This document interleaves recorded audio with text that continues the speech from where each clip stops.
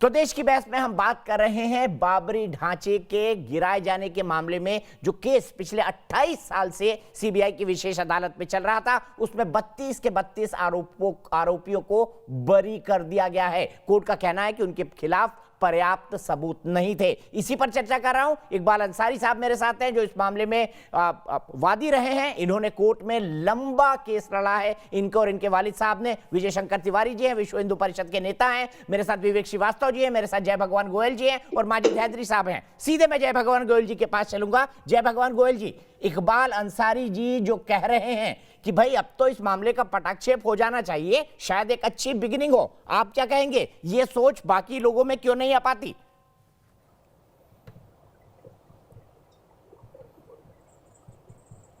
अंसारी जी के इस भाव का मैं स्वागत करता हूं और देश के तमाम मुसलमानों से यही कहना चाहता हूं कि जो भाव अंसारी जी ने दिखाया है, बाकी लोग ऐसा भाव दिखाएं। हमारे हिंदुओं के 2 तीर्थ स्थान, मथुरा कृष्ण जन्मभूमि और काशी की हमारी भोले बाबा की भूमि, ये 2 हमारे तीर्थ स्थान हैं जहां पर भी ऐसे ही गुलामी के प्रतीक खड़े कर दिए गए थे आक्रांताओं द्वारा। आज हिंदू समाज का ये भाव है कि हमारा मुसलमान समाज आगे आए और सहर्ष हमें हमारी काशी विश्वनाथ का जो पूरा मंदिर है वो और मथुरा कृष्ण जन्मभूमि वो खुल के दिल बड़ा करके आगे आए और हमारे हवाले करे। वहां भी भव्य राम का मंदिर, वहां भी भव्य कृष्ण भगवान का, भोले शंकर का मंदिर भव्य बन सके और गुलामी के प्रतीक मिट सके और देश में भाईचारा और प्रेम का भाव अच्छे से आगे आ सके।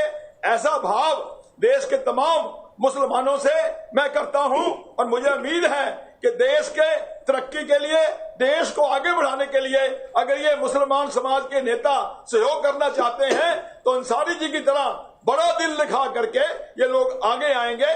माजिद हैदरी जी बताइए, मुस्लिम समाज ऐसा करेगा? देखिए चौकसिया भाई, आज हर भारतीय देशवासी शोक मना रहा है जो कि इस देश के संविधान को मानता है। सिर्फ सीबीआई कोर्ट के न्याय के मुताबिक नहीं, बल्कि जो हमारी दलित बेटी के साथ यूपी में हुआ उस वजह से। देखिए लिबरल कमीशन जो था 17 साल का इस देश का सबसे बड़ा जो कमीशन था, उस कमीशन ने इन सबों को आरोपी ठहराया था।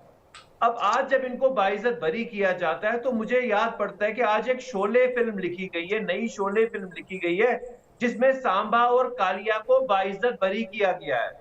मैं बॉलीवुड पिक्चर की मिसाल इसलिए दे रहा हूं क्योंकि आप लोगों के भूत सवाल है शब्दावली पे, बॉलीवुड और इस व्यक्ति को कह दीजिए ऐसी शब्दावली का प्रयोग न करें।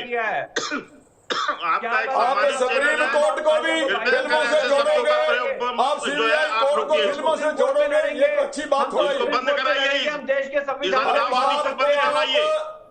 माजिद हैदरी जी शब्दों का संयम से इस्तेमाल करें प्लीज। आप जजों का मजाक उड़ाओगे, ये बात बर्दाश्त। देखिए मैं जजों का और मजाक नहीं उड़ा रहा, मैं कह रहा हूं हम सुप्रीम कोर्ट में लड़ेंगे, दलित बेटी के लिए भी लड़ेंगे, अपने मुगलिया जहीरुद्दीन मोहम्मद बाबर के लिए भी लड़ेंगे।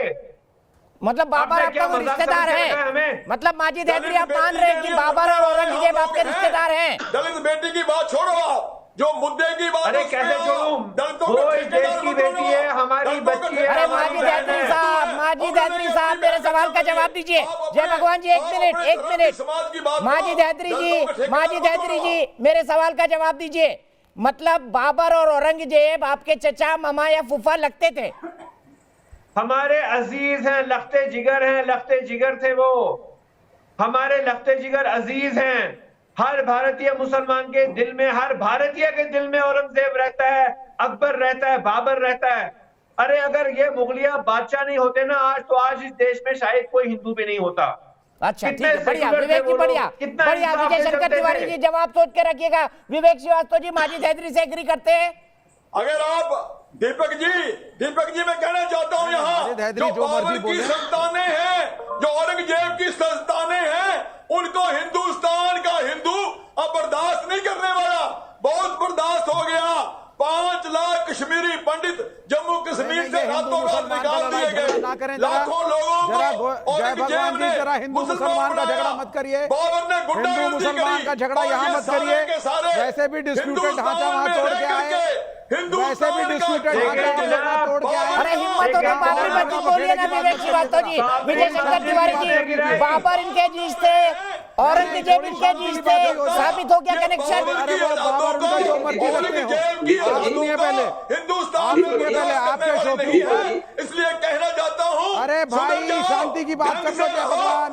वहां जाकर के 6 दिसंबर 1992 को भी ढांचा तोड़ करके आए हो, झगड़ा करके आए हो। अच्छा विवेक श्रीवास्तव जी, जय भगवान जी, दोनों से रिक्वेस्ट है, विजय शंकर तिवारी जी, विजय शंकर तिवारी जी, साबित हो गया जिनके अजीज बाबर है, इनके अजीज औरंगजेब है। यात्रा से मैं ये मानता हूँ दीपक जी, मैं ये मानता हूँ कि जो कादरी ने कहा, उन्होंने बता दिया कि ये हमारा चेहरा है और देश हमें ठीक समझने की गलती ना करे। वो ये बता रहे हैं कि जो हिंदू मुस्लिम भाई भाई की बात करते हैं, आप लोग धोखे में आ जाते हैं। धोखे में मत आइए। हम आज भी बाबर को मानते हैं, आज भी औरंगजेब को मानते हैं, आज भी अकबर को मानते हैं, आज भी हम उन्हीं के दिखाए हुए रास्ते पर चलेंगे। ये उन्होंने बता दिया है। ये समझने का काम देश का है। जिस दिन ढांचा ढाया गया था, उस दिन सारे देश में एक उत्साह का मामला था, लेकिन शर्म उनको आ रही थी जो दिल्ली में Babar road, Akbar road, Humayun road, Jahangir road, इनको देख देख करके खुश होते हैं। आप एक बात बताइए कि आज तक किसी भी न्यायालय ने बाबरी मस्जिद के अस्तित्व को स्वीकार नहीं किया है। किसी भी न्यायालय ने नहीं किया है। अगर ऐसा होता, जवाब दीजिए विवेक श्रीवास्तव जी, फिर क्या कहते हैं, मैं आपके पास आ रहा हूं। बाबर और औरंगजेब को सोच कर देश में क्या करेंगे इसका जवाब दूंगा। विवेक श्रीवास्तव जी जवाब दीजिए, विवेक श्रीवास्तव जी जवाब दीजिए, विवेक श्रीवास्तव जी, विजय शंकर तिवारी जी सुन लीजिए। न्यायालय ने बाबरी मस्जिद के अस्तित्व को स्वीकार नहीं किया है, केवल विवादित ढांचे की बात कहता रहा है न्यायालय। एक बात 1950 में और विवादित ढांचे को तोड़ना विवेक जी आप तक बोल रहे थे, मैं चुपचाप सुन रहा था। विवादित ढांचे को तोड़ना अनकॉन्स्टिट्यूशनल था। आपको सब सुनने की आप बोलिए 1950 बोलिए सुन लीजिए तिवारी जी, आप बोलिए। विवेक सुन लीजिए जी 1950 में गोपाल सिंह विशारद जी सुन लीजिए भैया 1950 में गोपाल सिंह विशारद ने जब पूजा के अधिकार को मांगा था, तो न्यायालय ने ही कहा था कि आपको पूजा का अधिकार है। 1986 में 1986 में खुलने का काम भी किसने किया, और 1989 में शिलान्यास का काम करने के लिए किसने कहा। 2010 में 3 जज थे, तीनों ने माना था कि 1528 से पहले यहाँ पर हिंदू भवन था। इसके बाद भी आप क्यों स्वीकार नहीं करते हैं? आप स्वीकार नहीं करेंगे, आप स्वीकार नहीं करेंगे। ठीक है विवेक माजी धैत्री जी, बीच में नहीं प्लीज, बीच में नहीं माजी धैत्री जी। विवेक श्रीवास्तव जी, मैं के शर्मा जी के पास जाऊंगा, फिर आपके पास आऊंगा माजी धैत्री जी। विवेक श्रीवास्तव जी जवाब दीजिए। जी सुनिए, अब तिवारी जी मेरी बात को ध्यान से सुनिए आप, ठीक है। बात इसमें हिंदू मुसलमान मत करिए।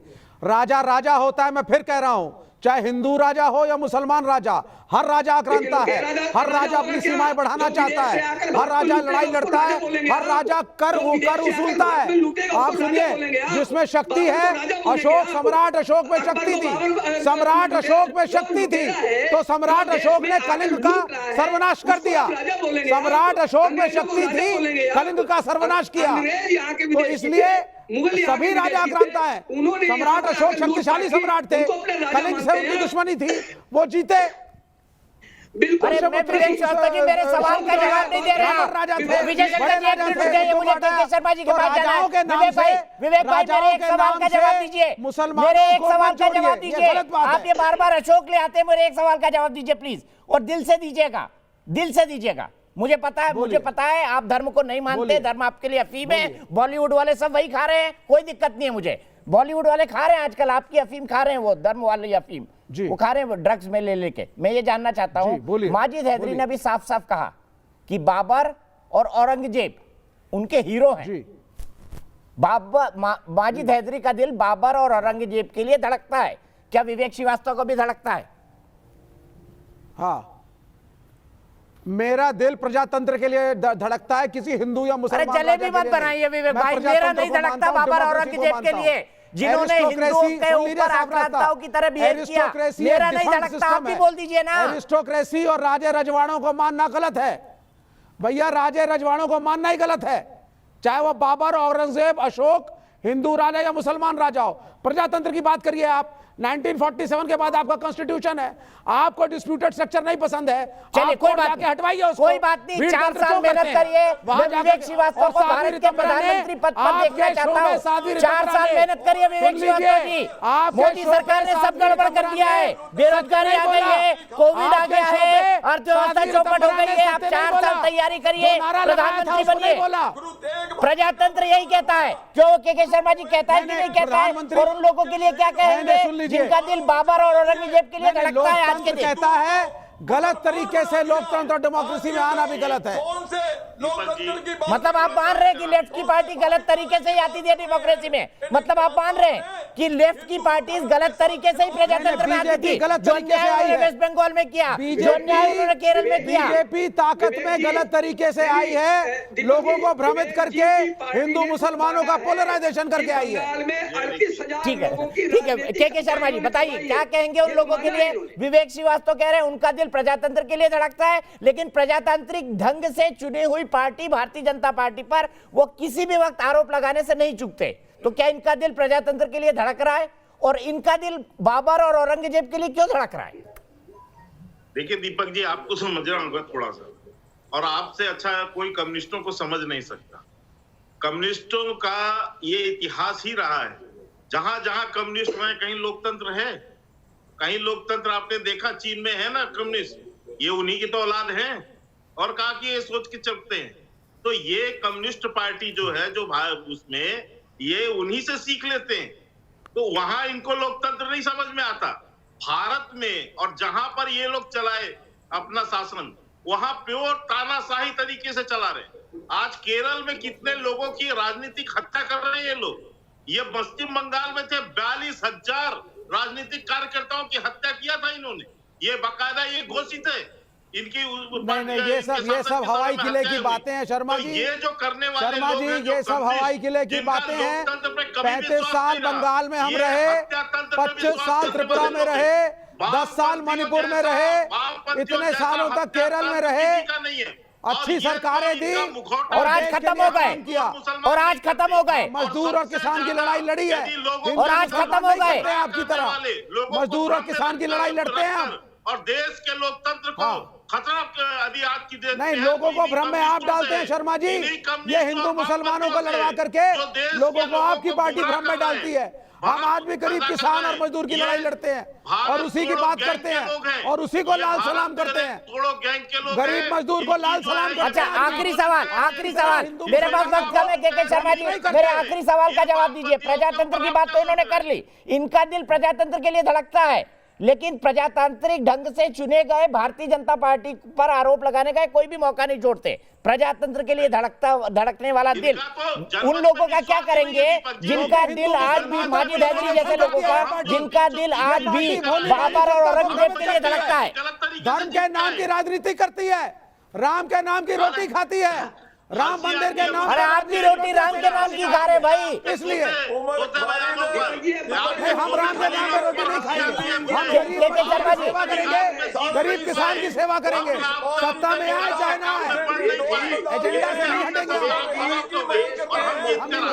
हम इनकी तरह। अच्छा ठीक है, 96% बोल रहे हैं कि ओवैसी राजनीतिक कारणों से कोर्ट की अवमानना कर रहे हैं, ये 96% लोगों का कहना है। कुछ कहना चाहेंगे चलते चलते माजिद हैदरी के लिए कि इनका दिल बाबर और औरंगजेब के लिए क्यों धड़कता है? के शर्मा जी बताइए, एक लाइन सिर्फ, मेरे पास इतना ही वक्त है।